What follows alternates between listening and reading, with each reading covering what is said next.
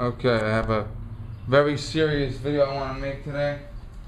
First and foremost, before I begin the video, I would like to wish Representative Darrell Issa luck tonight.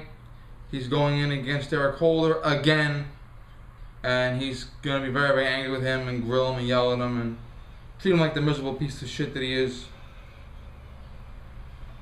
Also, I saw a written letter maybe 15 minutes ago, written by that other skunk fucker Paul Humke from the Bray bitch. Anyway, Paul Humke said Darrell Issa and members of Congress are culpable and Fast and Furious because they loosened gun laws to the point where, and then I read one paragraph and I stopped because I was getting ready to fucking vomit. That's how fucking disgusted I was with that fucking shit. Paul Humke is so fucking low, he has to look up to see a child molester. That's all that fuckhead is. This video is going to be about racism. If the camera's on. It is. Racism and gun control. Now, I am the last person to play the race card. I hate the race card. I hate the guys that play it. I think they're all assholes, and I'm the last guy to say play the race card. But when I say racism, you know that I know what I'm talking about. The videos below will be one video hosted by a black conservative gentleman talking about Ku Klux Klan violence. Another video posted below will be talking about the struggle of Jews. It's called No Guns for Jews. It's hosted by a gentleman named Rabbi Ben-Dori of New Jersey. And Rabbi Ben-Dori talks about Jewish oppression, Jewish gun restrictions. And he talks about Nazism, taking guns from Jews. He talks about the British-controlled Palestine, taking guns from Jews. He talks about gun control in the United Kingdom, gun control in Australia, and his documentary is very, very well thought out. It's 5 separate parts. Each part is maybe 10 minutes long at the most. Takes up less than an hour of your life. It is a very well thought out documentary, and Rabbi Ben-Dori will substantiate everything he says, or everything his narrator says. Very, very good video to watch. Another video is Ann Coulter on the O'Reilly Factor, talking about guns and black codes. And then below that is going to be my video on gun confiscation. So you're going to have a whole bunch of videos to look at that reinforce a lot of the stuff we're going to be talking about. And it's all in a very, very tasteful... Why the fuck are there cars zooming by? It's all in a very, very tasteful manner, and etc.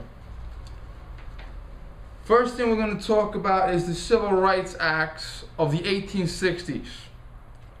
Now, for clarity, the 13th Amendment abolishes slavery. 100% of Republicans voted for, 77% of Democrats voted against.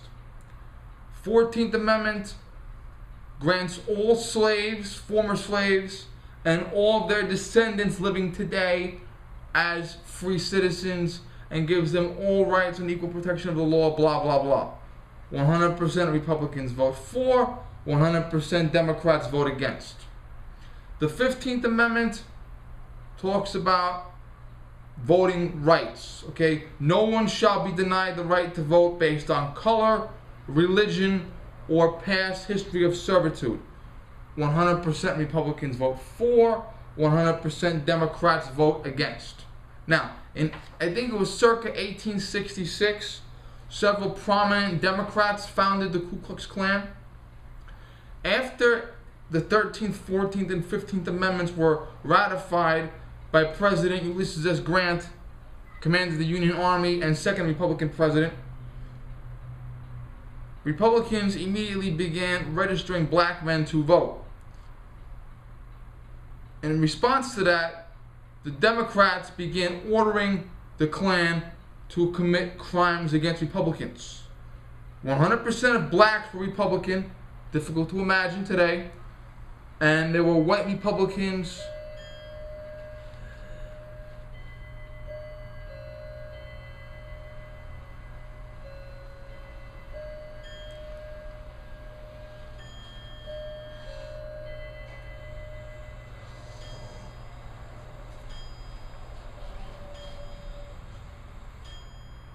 There were white Republicans, and they were targeted too.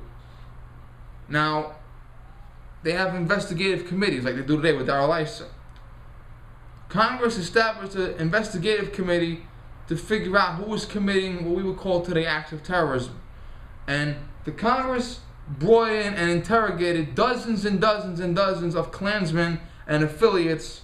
And the Congress to this day has volumes and volumes this high documenting verbatim what was said in the investigation. They have court reporters and stuff. The Klansmen came forward, and many Klansmen said, we take our orders from the Democratic Party.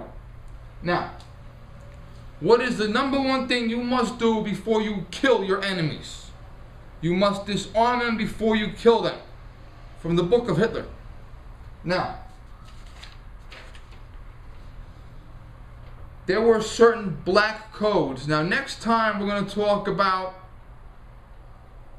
gun control in the inner city. And in the inner city there are whites and blacks and Hispanics and Asians and whatever. But this is gun control towards racism. Next week we will talk about Heller versus DC again. Chicago versus Illinois again. But the Supreme Court decided Chicago versus Illinois in 2010. Mr. McDonald, a black man from Chicago, filed a lawsuit with the aid of the Second Amendment Foundation to sue Chicago because they would not allow law-abiding citizens to own handguns for protection. The Supreme Court said the same exact thing they said 2 years earlier about DC. Yes, you may own a handgun. Yes, you may use it for self-defense, blah, blah, blah. Now, when the Supreme Court delivered their verdict, the Supreme Court comes back and they deliver their verdict. And they say, I looked up this law and it said this. So because of that, I voted this way. The Supreme Court, when they deliver a verdict, they tell you what they looked up, where they got the idea from, what research they conducted. This is all in the official record. You know how it is when the justices, 4 justices automatically vote for the government, 5 automatically vote for the people. Okay.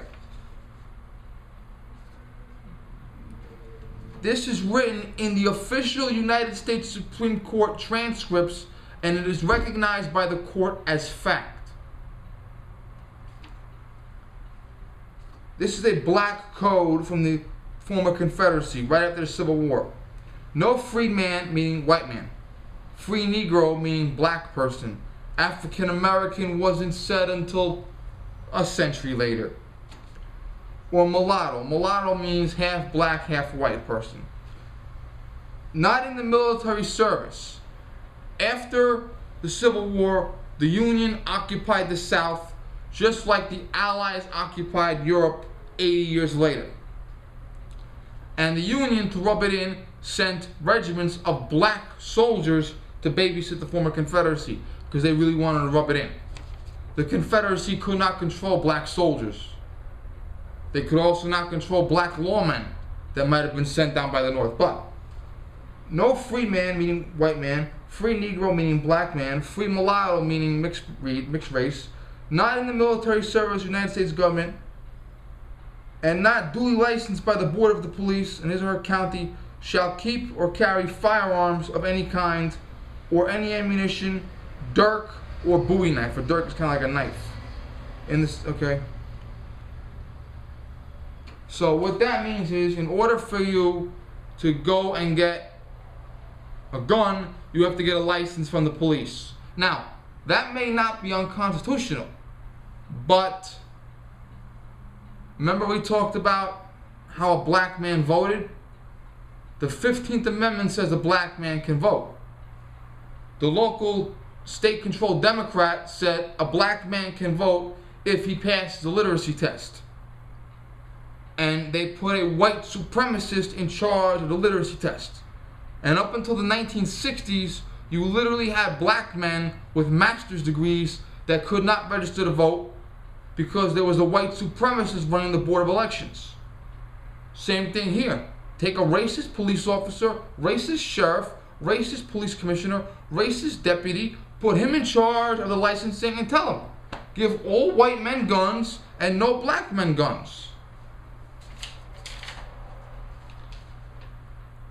Throughout the South, armed parties, often consisting of ex-Confederate soldiers serving in the state militias, forcibly took firearms from newly freed slaves, meaning black people. In his book about Reconstruction, Dr. Foner revealed in 1866 the Ku Klux Klan was started as a Tennessee social club. The Klan then became a military force serving the interest of the Democratic Party and spreading to other southern states, launching a reign of terror against Republican leaders, black and white. The Klan would order the colored men to give up their arms, saying that everybody would be Ku Kluxed if the house whose firearms were found. In a house whose firearms were found. Anyway, what that means was the Ku Klux Klan is the terrorist wing of the Democratic Party. The Ku Klux Klan, operating in the interest of the Democratic Party, would forbid any black person from bearing arms. They would forcibly take from black people their arms. Race law establishing color codes said black men could not be armed. Why? Because the Klan's mission from the Democratic Party is to kill Republicans, black and white. And you can't kill people if they're armed because they might fight back. The Supreme Court itself recognizes that the very first gun control laws were designed by white supremacists for the sole purpose of stopping blacks from being able to defend themselves from the Klan, which was the terrorist wing of the Democratic Party. That is accepted as fact by the court. It's not from a book. It's not from one of those fucking conspiracy organizations. That's how it is. The Sullivan Law. In 1911, Big Tim Sullivan, the most corrupt politician in New York State history, wrote the Sullivan Act, which said, in order for you to have a concealed carry license, you must have a good cause. Good cause is being contested in federal court in several states. A judge in Maryland recently abolished good cause for carry concealed licenses. Okay? Now, to this day, New York City practices good cause for politicians, celebrities, their bodyguards, okay? You cannot get a concealed carry license in New York City unless you are politically connected. Now, Sullivan's law said you need a license in order to carry a gun. You needed to show good cause.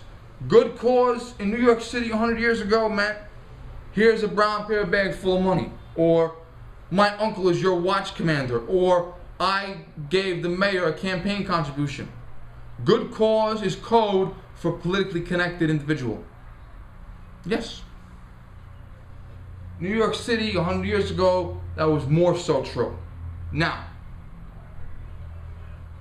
also, carrying a knife was a felony in New York State. Now, I don't know if New York State officially abolished the law saying carrying a knife is a felony, or if it's what we call blue law. A blue law is a law that is not enforced. Example, in the state of Connecticut, it's illegal for a man to leave the house if his jacket and pants don't match. There are some towns it's illegal to ride a merry-go-round on Sunday. There are some towns it's illegal to walk backwards down the street with an ice cream cone in your pocket. These are actual laws. True. They're just not enforced because 100 years ago, a bunch of legislatures had too much time on their hands and too much alcohol in their bodies, and they wrote stupid laws. So, assuming that the law against carrying knives in New York State is still on the books, it's not enforced. New York City it is, but not the rest of New York State, okay? I've carried a knife in this pocket. I actually carried a knife one time in this pocket up here. I don't know if you can see my pocket down here. Okay? You carry a knife, carry a Swiss Army knife on your belt loop here. Okay? You walk right past the cop. He sees it. He knows what it is. As long as you're not going to kill anybody, he's not going to bother with it. Now, it is believed that these laws, the Sullivan's Act 1911, were intended to discriminate against the Italians. That's not 100% proven. It's like 90% proven. But the Irish and the Italians, today we have no problem. 100 years ago, the Irish and the Italians hated each other with a fucking murderous passion. Tammany Hall was entirely made up of the Irish. New York Fire Department, Irish. New York Police Department, Irish. All New York City public officials, Irish. And it is believed that they wrote this law to discriminate against Italians. Also keep in mind, it was not a felony for a convicted felon to touch a gun back then. So you could literally have a gangster in New York City in 1911, 1912, walking around with a concealed carry legal because he was politically connected. This dude, Big Tim Sullivan, he was the most corrupt official in New York State history. He was friends with every pimp, every bootlegger, every thug. Okay, he made the most disgusting politicians today look law-abiding. Nazi Germany, the Nuremberg race laws. You're going to hear about this if you watch the video by Rabbi, what's his name again? No Guns for Jews. You're going to hear a lot about the Nuremberg laws. Nuremberg laws were laws written by Nazi officials in Germany. They were exactly like segregation laws written by the Democratic Party in the 1860s and 70s. It started out real small. Jews can't do this. Then Jews can't do that. Then Jews can't do that. Then Jews can't do that. Then Jews can't do that. Then Jews can't do that. You ever look at Schindler's List? All the Jews, take them out of their homes. Give their homes to Nazi officials. Take the Jews, herd them into old age ghettos. Have 4 families living in a small apartment. That didn't work. Take them out, throw them in a concentration camp and kill them. Okay? Now, the very first Nuremberg law ever written, and you will talk about it in the documentary No Guns for Jews. The very first Nuremberg written, no Jew shall bear arms. No Jew shall bear ammunition. Any Jew caught in possession of ammunition, any Jew caught in possession of firearms, shall have them forfeited without compensation, which means the Gestapo comes to your house, takes away your guns, and they don't give you any money for them. They just take them away. Yeah. It started out with the Nazis taking the guns from the Jews. It ended when my grandfather's unit liberated a concentration camp and dug up dead bodies of people they couldn't save in time.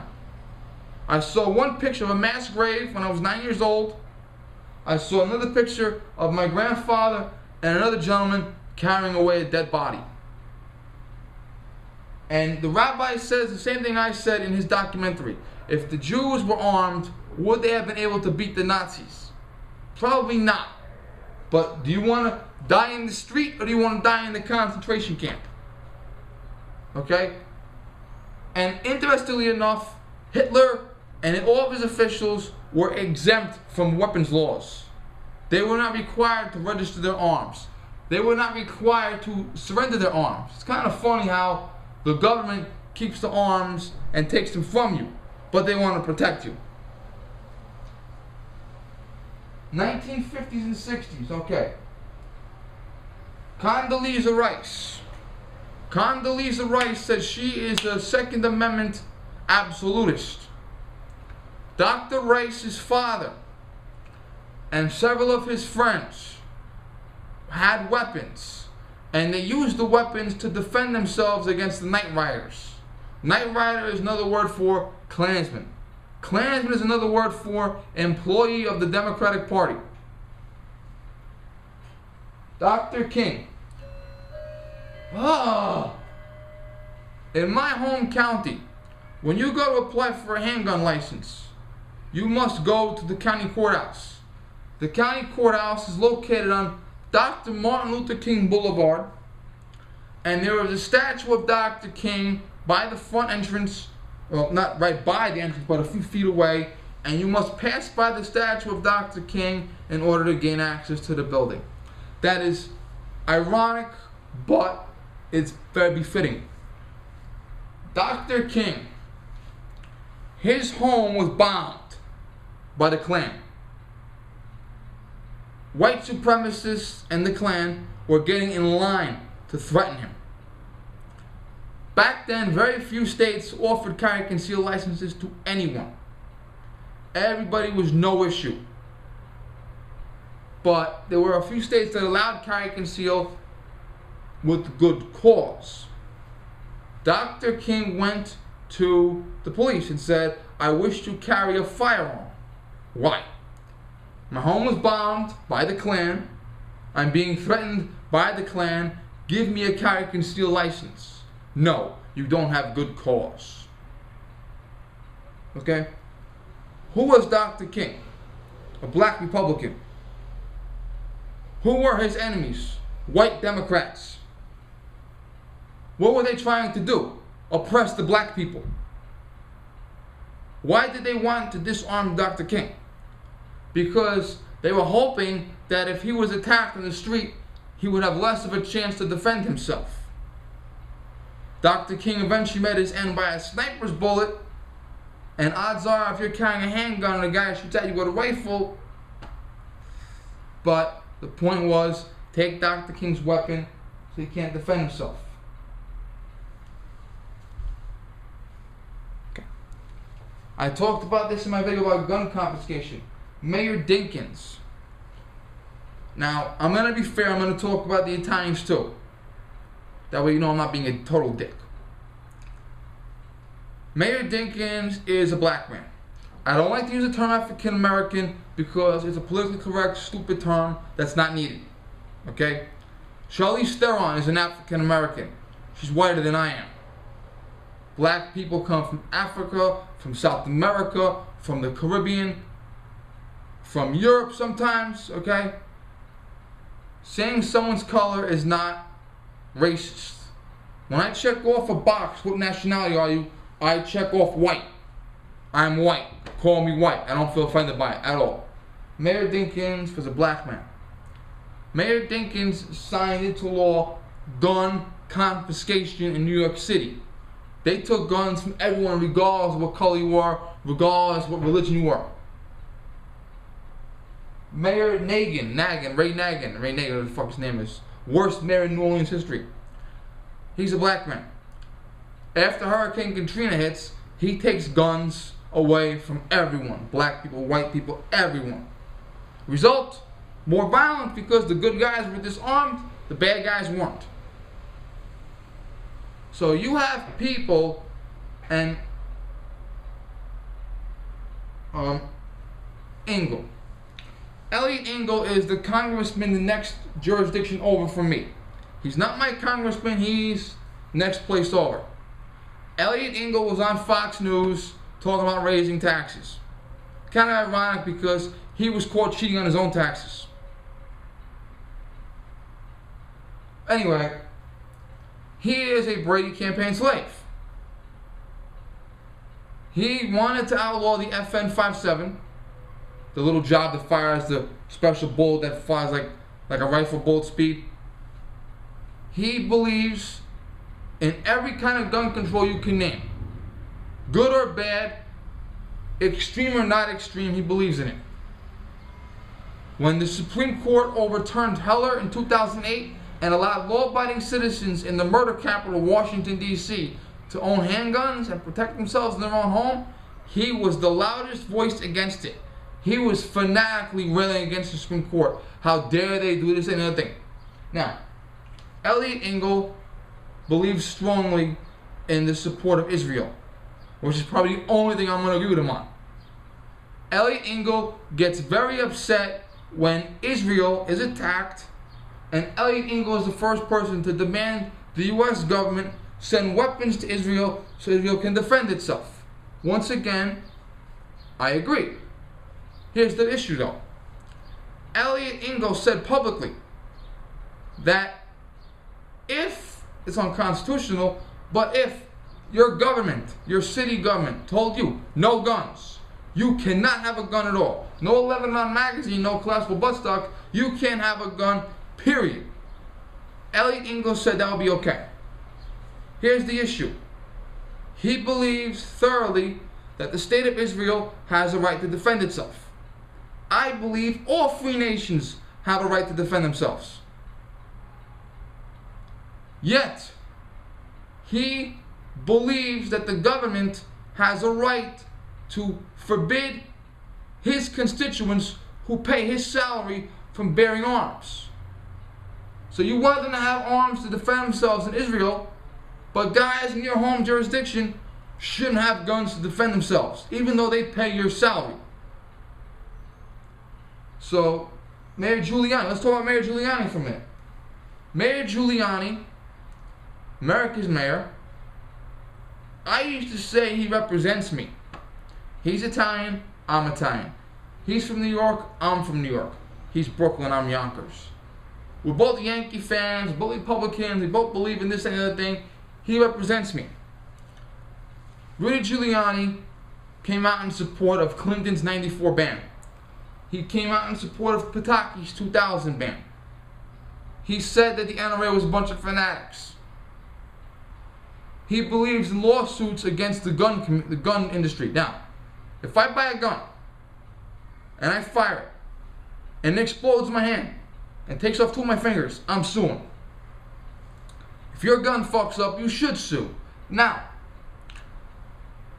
if a guy breaks into your house, steals your illegally owned gun, uses it to commit a crime, the gun industry should not be held responsible for that unless they did something wrong deliberately. Guy goes to a bar. Bartender gets him drunk. Guy drives out, has an accident, kills somebody. The bartender should be held responsible for giving him the fucking alcohol after he was drunk. But would you sue the brewery? I wouldn't. It's not the brewery's fault.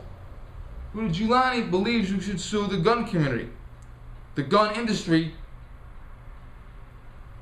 even if they're not responsible, basically. So you have examples here of Black Americans, Jewish Americans, and Italian Americans that are in support of gun control, even though those same gun control laws were designed to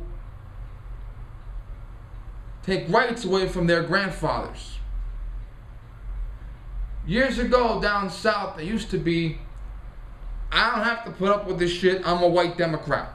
And if a guy came to your door in 1870 wearing a white robe and a white hood and said, give me your gun, you show him your skin is white, you show him your membership card for the Democratic Party, and he leaves you alone. It's no longer like that. We're all fucked. We're all in the same boat. Doesn't matter what skin you are, doesn't matter what religion you are, doesn't matter what race you are. Even though these gun laws were put into effect for racist reasons so that racial supremacists could oppress those they thought were undesirable, now those same laws affect us all. Yes, they do. Darrell Issa and Allen West, I mentioned them briefly. Darrell Issa is a Lebanese American. He's Lebanese Christian. Girl went to high school, married a Lebanese Christian. A Lebanese Christian got the Medal of Honor in Iraq fighting with the SEALs. Darrell Issa is a Lebanese Christian. From Cleveland, Ohio. Then he moved to California, and Darrell Issa is worth twice as much money as Mitt Romney. Even though Darrell Issa is a different skin color than the different nationality than me, different state than me, has a lot more fucking money than I'll ever have, he represents me. Because he is in lieu with my right to keep and bear arms. He said he will never surrender his own arms, and he is going after the ATF for the crimes they committed against federal agents like Brian Terry. Allen West. Allen West is a black man from Florida. The only thing he has to do with New York is that he came to New York to go to West Point Military Academy. Allen West represents me. He believes in the right to bear arms. He believes in defending the right to bear arms. He believes in national security. He's taken a strong position against the war on terror, etc., etc., etc. Okay? So the issue is, the moral of the story is, don't automatically assume that just because a law was racist years ago and only affected a minority, it doesn't affect you today. It can affect you today. Understand that minorities that were oppressed years ago, Italians, blacks, and Jews, their grandchildren living today could be in favor of the gun control that oppressed their ancestors. Okay, and don't think that, well, just because someone is the same nationality as me, or the same religion as me, or they live in my area, they represent me. Okay? Look at how racist gun laws were. Understand today they affect everyone, not just minorities. And understand it's not the least bit uncommon for someone to be in favor of the same gun laws that oppressed their grandparents. Okay, I have a sore throat, guys, and I have to go. My fucking throat is killing me. Thank you.